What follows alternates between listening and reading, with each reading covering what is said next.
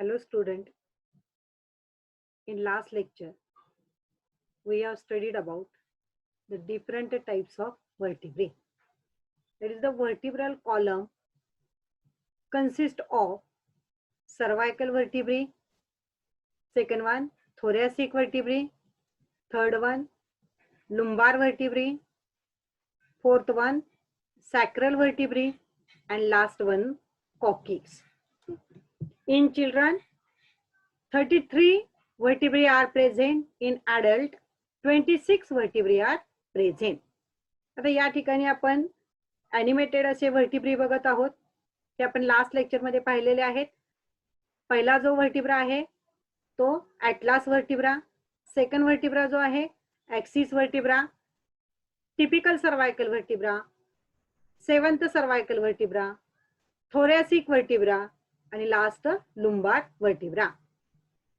Next one, the sacrum with coccyx formed by 9 bones. So that is the terminal part of the vertebral column, sacrum with coccyx, and the tip of the sacrum with coccyx is called as coccyx. That is the last or terminal part of vertebral column. So these are the vertebrae present in the vertebral column. Now next one part of the axial skeleton is thoracic cage. In last lecture we have studied about the skull, heart apparatus, third one vertebral column.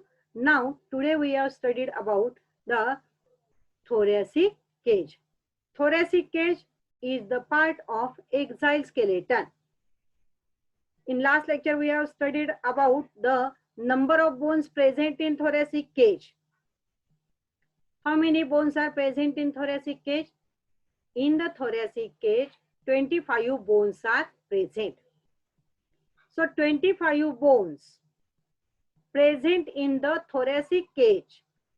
Out of that, the single one bone is called as sternum, and remaining 24 bones are called as ribs. Diagram मध्ये आपण बघूया. आता या ठिकाणी thoracic Kaij जी तयार झालेली आहे ती कशाने तयार झालेली आहे बघा. Here single one bone is called as sternum. That sternum is present at the anterior side of body. Front साइडला प्रेझेंट आहे हे sternum. That sternum is a single bone, while remaining 24 bones are ribs, which are present on the lateral side of that sternum. So central bone is called as sternum, which is divided into 3 parts. First one, triangular part is called as manubrium. Middle one, elongated part is called as body, and last one, conical part is called as gyphoid process. So that sternum laterally mainly shows the facets or facets on which that ribs are attached at the anterior side, while the ribs mainly attached to the posterior side with the vertebral column. Thus it mainly forms the cage-like structure. So this is the single bone of thoracic cage called as sternum. Second one, ribs. Here 24 ribs are present in human. Now tell me, how many pairs of ribs are present in man? किती ribs आहेत सांगा. Total ribs किती आहेत? 24 आहेत. मग pair किती असणार आहेत? So 12 pairs of ribs are present in human body. So that ribs, आता रिब्सचा आपण सिंगल रिब्सचं डिटेल मध्ये स्ट्रक्चर स्टडी करणार आहे. Now that ribs are divided into 3 types. Which are these types? Depending on their attachment. Depending on their attachment, the ribs are divided into 3 types. Which are these 3 types? So first one type is called as true ribs. Second one is called as false ribs. And third one is called as floating ribs. Then what do you mean by true ribs? True ribs कशाला म्हणायचं, false ribs कशाला म्हणायचं आणि floating ribs कशाला म्हणायचं. त्याच्या नावामध्ये meaning आहे. So the true ribs. First, 7 pairs of ribs are attached directly to the sternum by means of their costal cartilage. That ribs are called as true ribs. त्या ribsना काय म्हणायचं? True ribs. Why? Because they directly attaches to the sternum. Hence it is called as a true rib. मग परीक्षेमध्ये तुम्हाला question विचारला जाईल, how many true ribs are present in human? किती आहेत? 7 pairs of ribs are true ribs. Now second one, false ribs. Costal cartilages of ribs number 8, 9 and 10 are attached by rib number 7 on either side and not directly to the sternum. Hence these are called as false ribs. Simple भाषेमध्ये काय? False ribs ह्या स्टर्नमला direct attach नसतात. पहिल्या 7 rib ह्या direct attach आहेत म्हणून त्याला true rib म्हटलेलं आहे. 8, 9, 10 नंबरच्या ज्या रिब्स आहेत त्या 8, 9, 10 नंबरच्या रिब्स ह्या 7 नंबरच्या रिब्सला अटॅच होतात. म्हणजे त्या डायरेक्टली स्टर्नमला अटॅच होत नाहीत म्हणून त्याला काय म्हटलेलं आहे? False ribs. ठीक आहे, त्याचा नंबर लक्षात ठेवायचा. फॉल्स रिब्सचा नंबर किती नंबरचा? 7, 8, 9 and 10. Now next one, third type is floating rib. Last 2 pairs of ribs have no ventral connection. Hence are called floating ribs. नावामध्ये मिनिंग आहे फ्लोटिंग. फ्लोटिंग म्हणजे असे फ्लोट होत राहतात, लक्षात घ्या. एका बाजूने त्या अटॅच आहेत, कोणत्या बाजूने? बॅक साइडने त्या अटॅच आहेत, पण वेंट्रल साइडला म्हणजे पुढच्या बाजूला त्या कुठेही अटॅच होत नाहीत, स्टर्नमला वगैरे अटॅच होत नाहीत. म्हणजे त्या कशा आहेत? फ्लोटिंग आहेत. थोरॅसिक कॅव्हिटी मध्ये त्या कशा आहेत? फ्लोटिंग आहेत. That ribs are called as floating ribs. So these are the 3 types of ribs: true ribs, false ribs and floating ribs. Single जर स्ट्रक्चर आपण या ठिकाणी रिब्सचं पाहिलं तर सिंगल स्ट्रक्चर मध्ये काय काय दिसते बघा. Every rib mainly shows C-shaped structure. So here that ribs mainly shows head region. That is, that head articulates with the vertebral bodies. पाठीमागच्या बाजूला या ठिकाणी vertebral बॉडीला तो अटॅच होत आहे. Second one, small neck is present. Second one, small neck is present. इथे दाखवलेलं आहे, हायलाइटरने मी दाखवते. Now next one part is called as groove. Okay, तर त्याला shaft असं म्हटलेलं आहे. Shaft here near the neck region, the small depression is present called as tubercle, which mainly shows curved part, that is called as angle. On that angle, costal groove is present, and front part is called as mainly shows the depression for the attachment with the costal cartilage towards the sternum. So that is the here near the neck region a small depression is present between the tubercle and the neck. That depression mainly called as facet, which articulate with the transverse process of vertebra. पाठीमागच्या बाजूला या ठिकाणी हा जो ribs आहे, ही rib पाठीमागच्या बाजूला या फॅसेट मध्ये व्हर्टिब्रल कॉलमला व्हर्टिब्राला आर्टिक्युलेट होते, ठीक आहे, किंवा अटॅच होते. आणि फ्रंट साइडला या ठिकाणी या डिप्रेशननं ती रिब स्टर्नमला अटॅच होते. So that is about the structure of single rib. So thoracic cage consists of 25 bones. Out of that, single bone is called as sternum and 24 bones are called as ribs. So that is the 12 pairs of ribs are present in man. Here we complete the first part, that is the axile skeleton. Now next one is appendicular skeleton. How many bones are present in appendicular skeleton? In axile skeleton, 80 bones are present. How many bones are present in appendicular skeleton? In the appendicular skeleton, 126 bones are present. The appendicular skeleton consists of 126 bones. आता appendicular skeleton का म्हटले, एक्झाइल skeleton का म्हटलं होतं?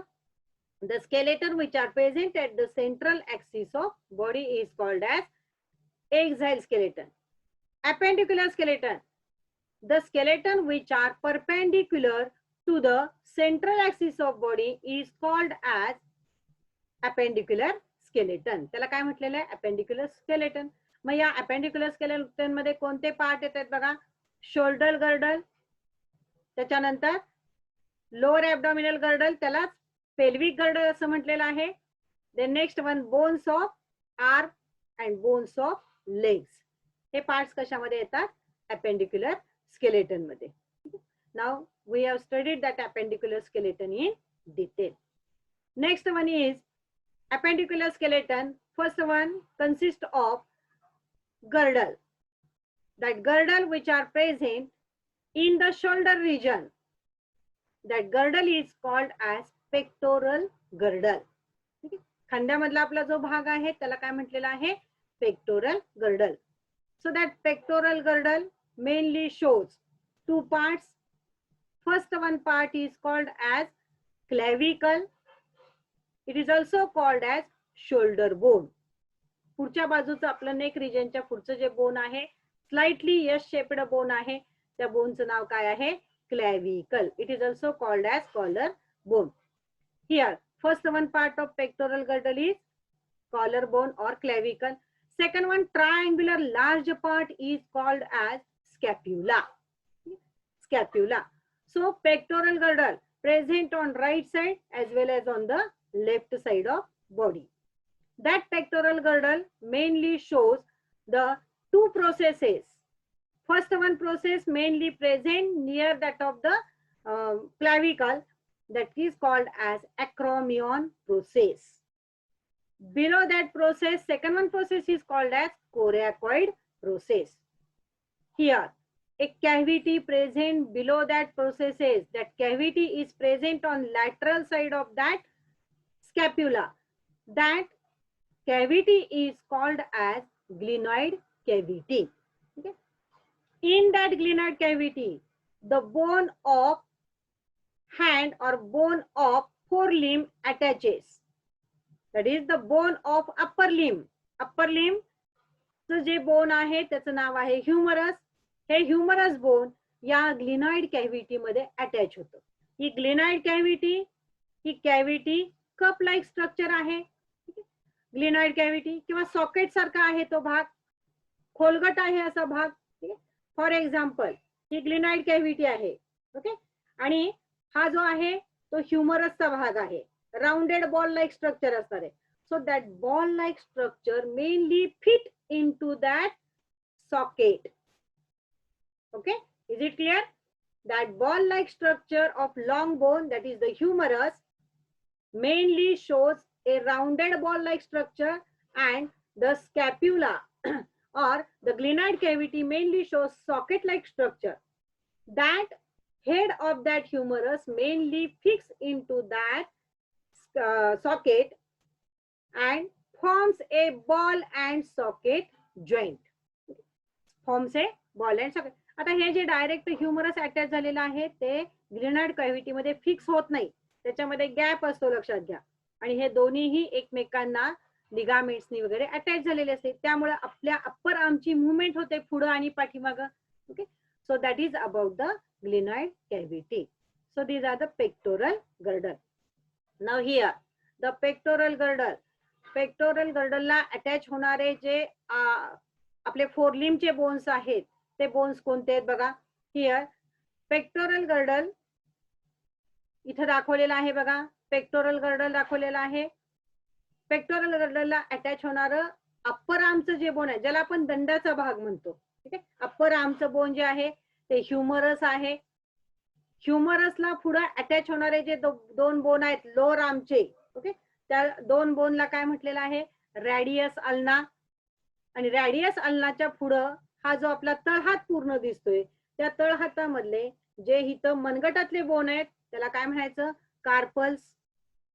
हाताच्या पंजामध्ये मधले तळहाताचे जे bone आहेत त्याला काय म्हणायचं? मेटाकार्पल्स. आणि बोटाकडे जाणारे सगळे जे बोन्स आहेत त्याला काय म्हणायचं?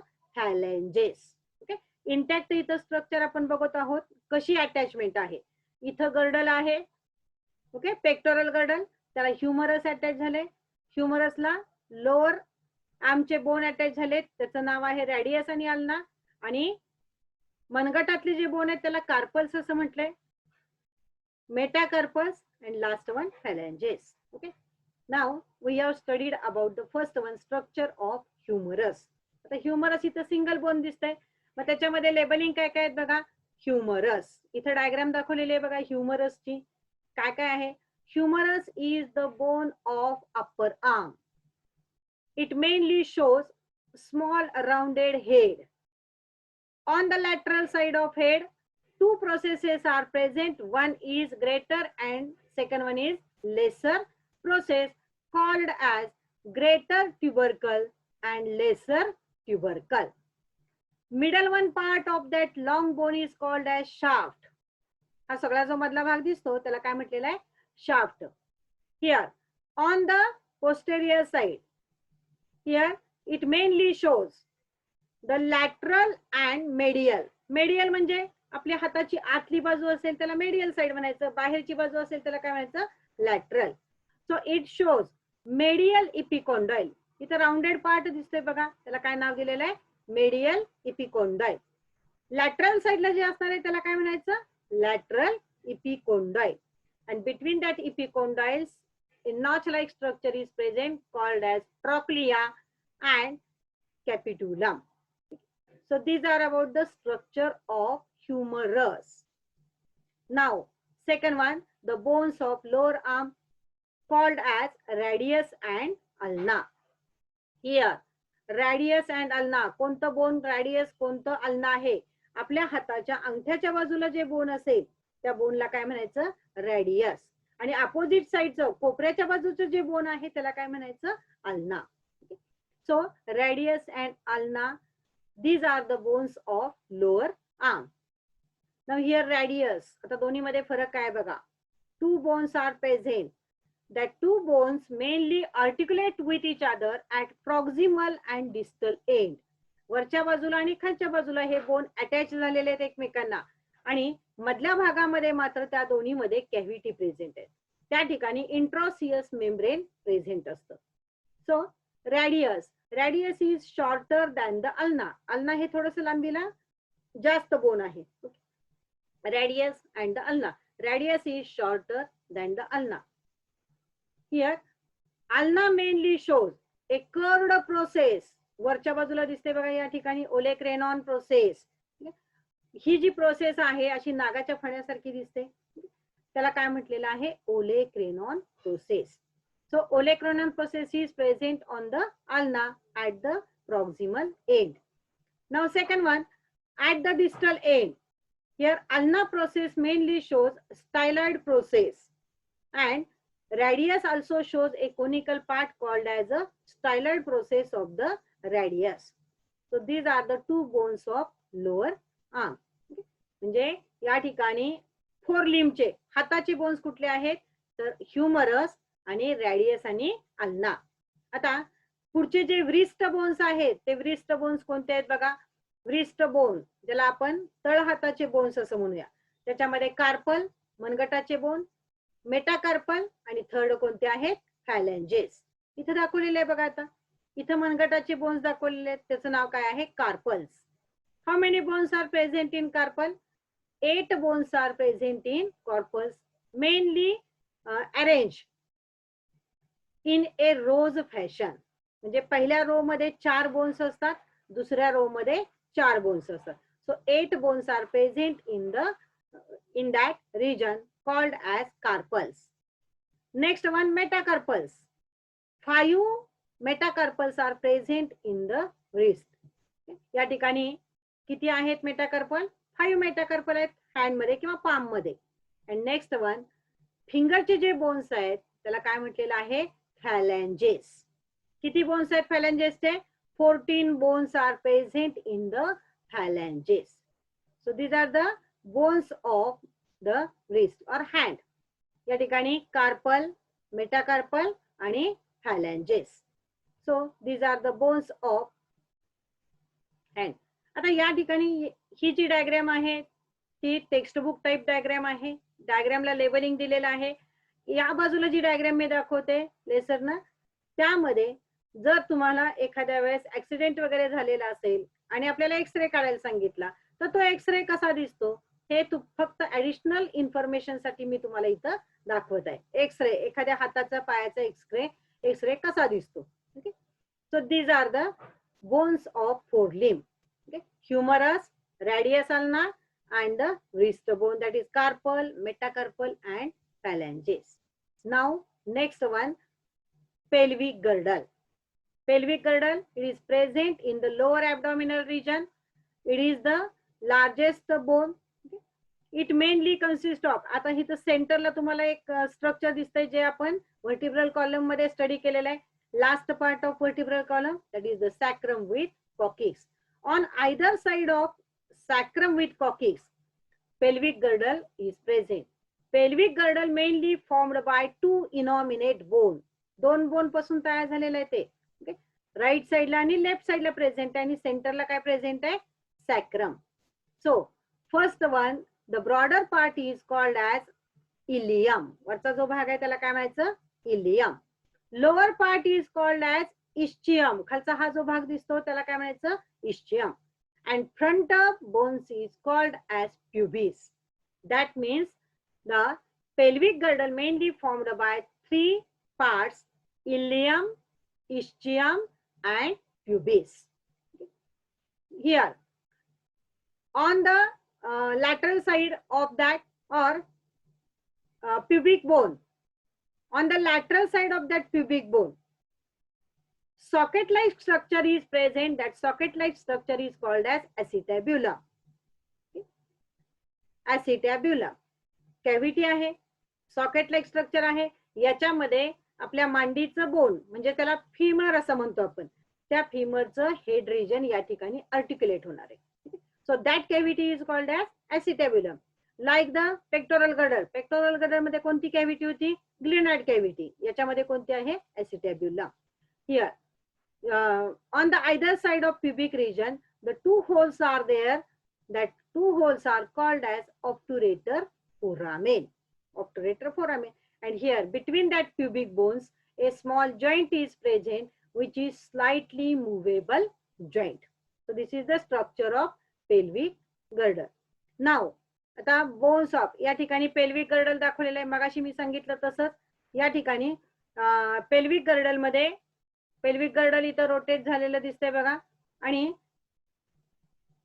पेल्विक गर्डलचं स्ट्रक्चर इथं दिसतंय. ऍनिमेटेड पार्ट इथं दिसतोय या ठिकाणी. तसंच या ठिकाणी त्याचं काय दिसतंय, एक्सरे दिसतोय.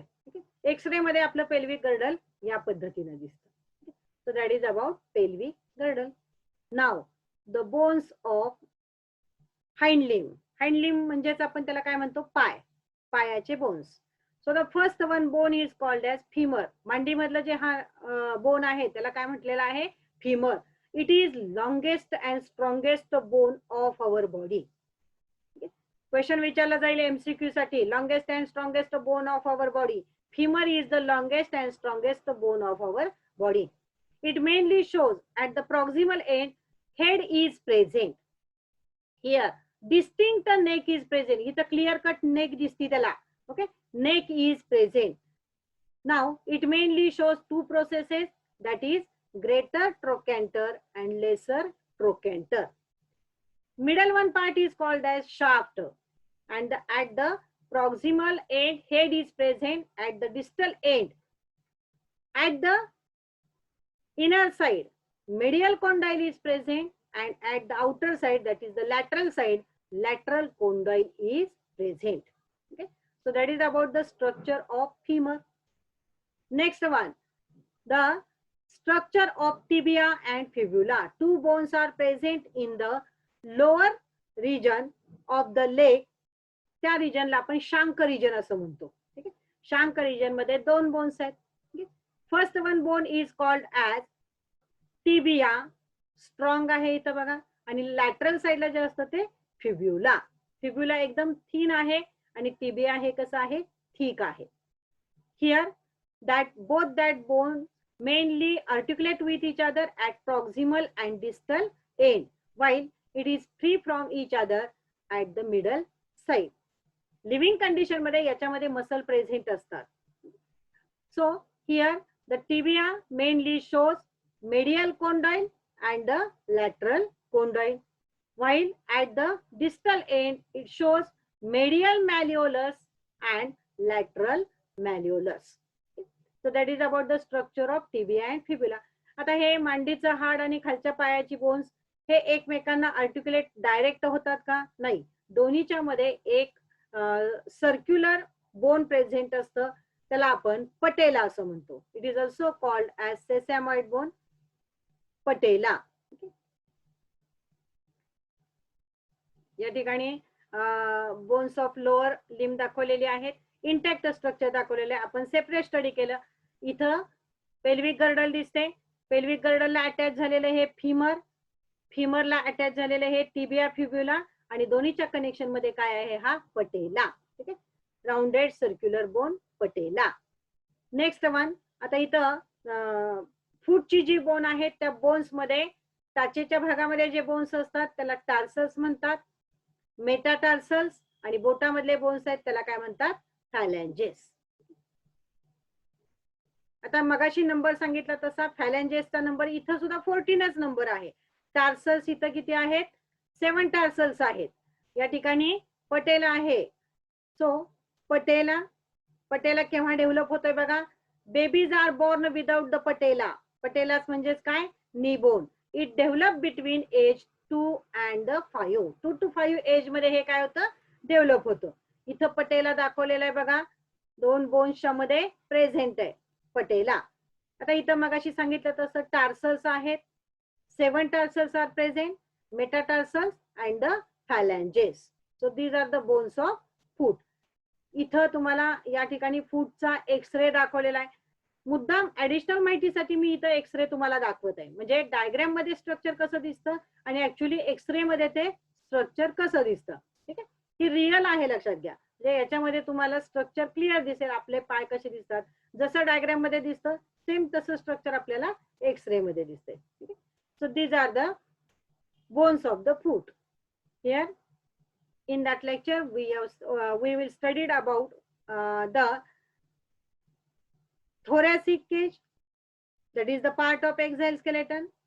Second one, appendicular skeleton. In that appendicular skeleton we have studied the first one, pectoral girdle, second one, pelvic girdle, bones of limbs, that is bones of forelimb and bones of hind limbs. Okay, thank you.